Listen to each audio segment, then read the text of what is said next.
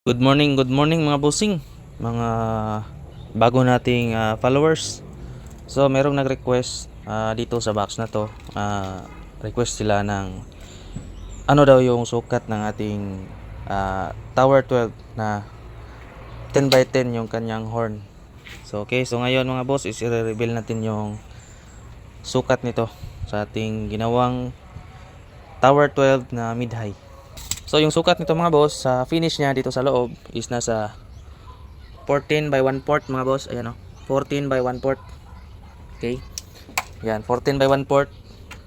Same lang yan dito mga boss. Ano? 14 by 1/4.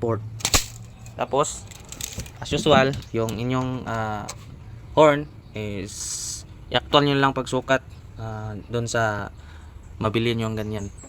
Dito sa akin mga boss is 7 inches by 3/4.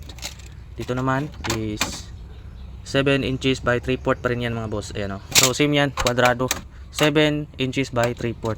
Pati dito sa kanyang pataas. Okay. Ito D12 na speaker. So dito naman tayo mga boss. Actually may bali to dito mga boss. Oh. Yan. So yung bali natin dito, yung sukat natin is nasa 5 inches. Yan. Galing dito sa unahan dito sa harap papunta dito is may bali yan na 5 inches. Tapos dito yung natira yan na yung 12 inches mga boss.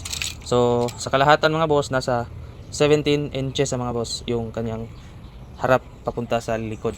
Okay. So tingnan nyo yung forma niyan mga boss. Oh. Yan, oh. May bali yan dito.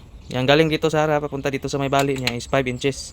Papunta doon is nasa 12 inches na yan mga boss. Okay, same lang yan sila lahat mga boss. Oh.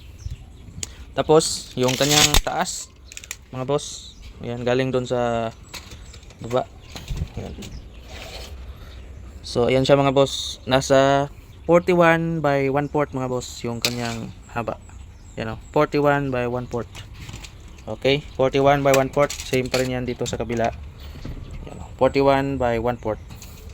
Okay, dito naman tayo sa likod mga boss. Ayan. So yung bali nito mga boss, so sinabi ko na kanina is nasa 5 inches. So dito na kayo mag-base sa inyong panglikod mga boss. So yung finish dito sa likod mga boss is nasa 12 by 1/4. Yan o, 12 by 1/4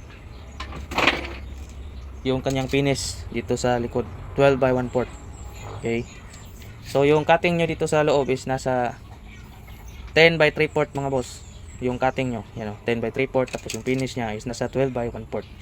Okay. Tapos yung speak on nya dito mga boss, yung kalahatan nya is nasa 7 inches.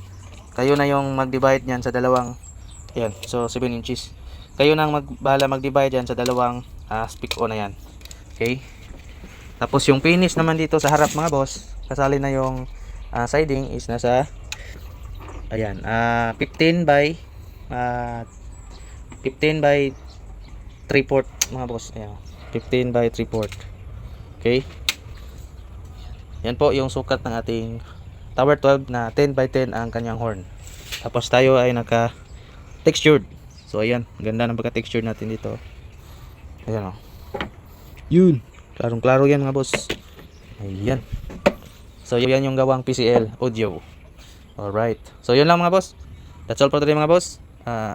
Please follow and share para sa karagdagang mga video. And then paki-like na din mga boss. And salamat sa mga bago nating followers. Thank you sa inyong suporta.